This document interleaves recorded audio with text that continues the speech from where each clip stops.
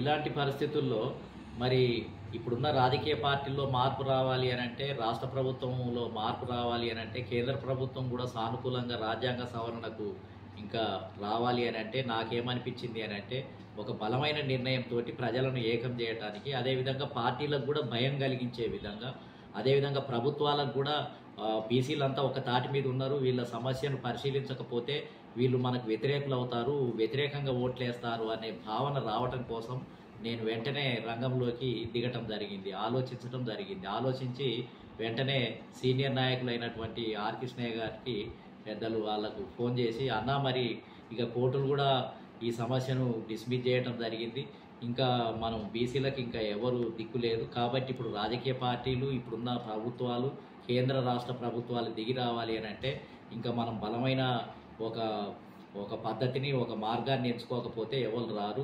కాబట్టి నేను మరి మనం మిగతా బీసీ సంఘాలను కూడా మళ్ళీ నేను వాళ్ళతోటి ప్రత్యేకంగా మాట్లాడతాను, వాళ్ళ దగ్గరికి వెళ్తాను. మరి మీరు మాట్లాడి వాళ్ళందరూ నీ దగ్గరికి వచ్చినప్పుడు నువ్వు వాళ్ళని అంగీకరించి ఒకే తాటి కింద పనిచేయటానికి మీకు ఇష్టమేనా, మరి మీకు ఎలాంటి అభ్యంతరాలు లేవు అని అడిగాను.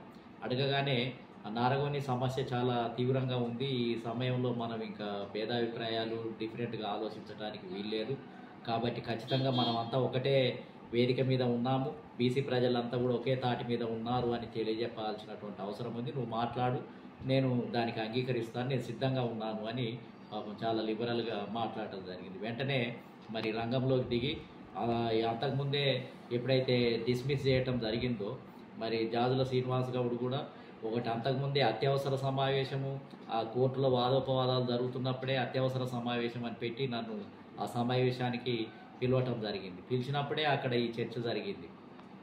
ఇప్పుడు ఈ ఉద్యమం మనం బీసీ సమాజాన్ని కొంచెం ముందుకు తీసుకుపోయి సమస్యను పరిష్కరించాలి అని అంటే మనం ఒకటి కావాల్సిన అవసరం ఉంది అనేది ఆ సమావేశంలో మరి వ్యక్తమైంది.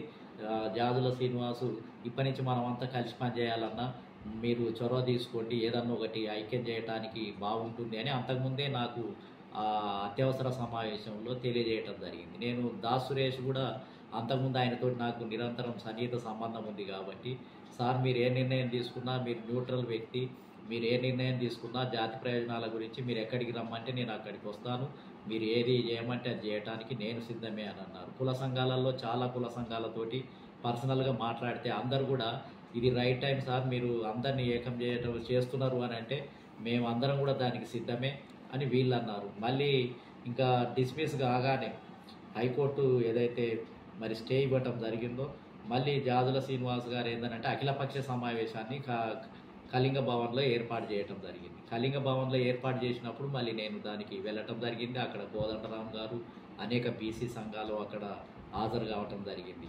అక్కడ హనుమంతరావు గారు వీళ్ళందరూ కూడా రావటం జరిగింది. అందరిలో ఒక ఆవేదన, ఎవరు దాస్ సురేష్ శిబిరం కానీ, అదేవిధంగా జాజుల శ్రీనివాస్ కానీ, ఇతర బీసీ కుల సంఘాలు అనేక గౌడ, యాదవ, పద్మశాలి, ముదిరాజు, నాయ బ్రాహ్మణ, సూర్యనారాయణ గారని అనేక మంది కుల సంఘాలు, రజకులు వీళ్ళంతా కూడా దీనికి ఒక పరిష్కారం కావాలని అందరితో మాట్లాడినప్పుడు నువ్వు న్యూట్రల్ వ్యక్తివి కాబట్టి ఏకం చేయమనే భావన వచ్చింది. వచ్చినప్పుడు అక్కడ పోయినప్పుడు మళ్ళీ జాజుల శ్రీనివాసు మళ్ళీ ఏమనంటే, మాకు అసలు అందరూ ఒకటి కావటానికి నాకు పోస్టులు కూడా అవసరం లేదు, ఒక మెంబర్ ఉంటే చాలు, నాకు నేను పనిచేయడానికి సిద్ధమే, కాబట్టి నారగోనన్న మీరు ఏ నిర్ణయం తీసుకున్నా నేను దానికి సిద్ధమే అని చెప్పి వారు ప్రకటించడం జరిగింది. వారు ప్రకటించిన తర్వాత అంతకుముందు యూనివర్సిటీలో బలంగా తెలంగాణ ఉద్యమంలో పాల్గొన్నటువంటి రాజారాం యాదవ్ గారితో ఆ మీటింగ్ నుంచి బయటికి రాగానే రాజారాం యాదవ్ తోటి మాట్లాడి, మరి ఇట్లా పరిస్థితి ఉంది, మనమంతా ఏకం కావాలి, ఏ పార్టీలో ఉన్నా మనం ఇప్పుడు అది ప్రధానమైంది కాదు, మన జాతిని రక్షించుకోవాల్సినటువంటి అవసరం ఉంది, ఈ జాతి అంతా ఒకటై ఒక బలమైనగా మనం ఐక్యంగా ఉన్నాము అని చాటి చెప్తేనే ఏ పార్టీ అయినా మన సమస్యను పరిష్కరించడానికి అవకాశం ఉంది, కాబట్టి నేను ఆర్ కృష్ణన్న దగ్గరికి నేను బయలుదేరుతున్నాను, మీరు కూడా అడిగి రండి అని చెప్పి వెంటనే ఫోన్ చేయడంతో ఆయన సాయంకాలం 7 గంటలకు మేమిద్దరం కూడా ఆర్ కృష్ణన్న దగ్గరికి వెళ్ళటము, మరి మిగతా దాస్ సురేష్ గారు, జాజుల శ్రీనివాస్ గౌడ్, ఇంకా ఇతర కుల సంఘాల అధ్యక్షులు వాళ్ళ మాటలన్నీ చెప్పగానే వెంటనే మరి ఆర్ కృష్ణన్న వెంటనే పేర్లు రాయమని చెప్పి మొత్తం ఒక లిస్టే తయారు చేయటం, రాజారాం అదేవిధంగా ఆయన నేను పార్టీలో ఉన్నా నాకు అది అడ్డంకిగా సార్, జాతి గురించే మనం ప్రధానము అని వారు చెప్పటం, వెంటనే లిస్ట్ తయారు చేయటమే కాదు అప్పటికే అశోక హోటల్ బుక్ చేయమని చెప్పి రేపే మీటింగ్ పెట్టి ఈ ఐక్య కార్యాచరణకు ఒకే తాటి మీకు తీసుకొస్తున్నందుకు చేస్తామని ఆర్ కృష్ణన్న హాల్ బుక్ చేయటం, వెంటనే మరునాడే మళ్ళీ ఆర్ కృష్ణన్న ఒప్పుకున్నాడన్న సంగతిని మళ్ళీ వెంటనే జాజులకు అదేవిధంగా మిగతా కుల సంఘాలకు వీళ్ళందరికీ కూడా తెలియజేయటం. బంధు అప్పటికే మొదట మరి స్టే ఇయ్యగానే తీర్మార్ మల్లన్న బంద్ ఇవ్వటం జరిగింది. మళ్ళీ ఆ తర్వాత ఆర్ కృష్ణన్న 14 నాడుకి ఇవ్వటం జరిగింది. మళ్ళీ 14 ఇచ్చిన డేటు ప్రజలలోకి వెళ్ళిపోయింది. కొన్ని పార్టీలు ఆల్రెడీ మద్దతు ప్రకటించడం జరుగుతుంది. అందుకని మళ్ళీ ఆర్ కృష్ణన్నను మేము రిక్వెస్ట్ చేయటం జరిగింది. అన్న 14 అంటే మళ్ళీ రేపేం లేదు, ఎల్లుండే ఉంది, కాబట్టి మనకి ఇది టైం సరిపోదు, ఇంకొక 4 రోజులు దీన్ని పెంచితేనే మనకు టైం ఉంటుంది, అన్ని రాజకీయ పార్టీలను కూడా కలుద్దాము. ఇది జాజుల శ్రీనివాస్ గౌడ్ కూడా అన్న మనకు టైం కావాలి, టైం ఉంటేనే మనం అందరినీ కలవటానికి ఆస్కారం ఉంటుందని అన్ని కుల సంఘాల వాళ్ళు చెప్పారు. దాన్నే అన్న దగ్గర ప్రతిపాదిస్తే అన్న కూడా మొత్తం ఏంటంటే దానికి సానుకూలంగా స్పందించి 14ను 18కి పెంచడం జరిగింది. మళ్ళీ ఈ జేఏసీలో కూడా మొత్తం ఏంటంటే ఈ బంద్ ఫర్ జస్టిస్ అనే పేరును కూడా నేను ఖరారు చేయటం జరిగింది.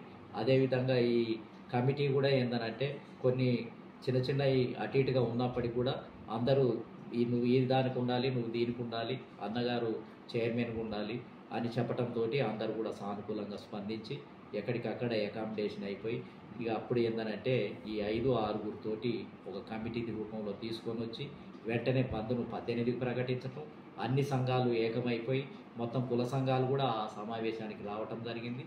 అదే అశోక హోటల్ సమావేశానికి చివరికి జాజుల గారు, దాస్ సురేష్ గారు, మిగతా కుల సంఘాల నాయకులు అందరూ కూడా అక్కడికి హాజరు కావటంతో ఆ రోజు ఒక రూపం ఏర్పడ్డది.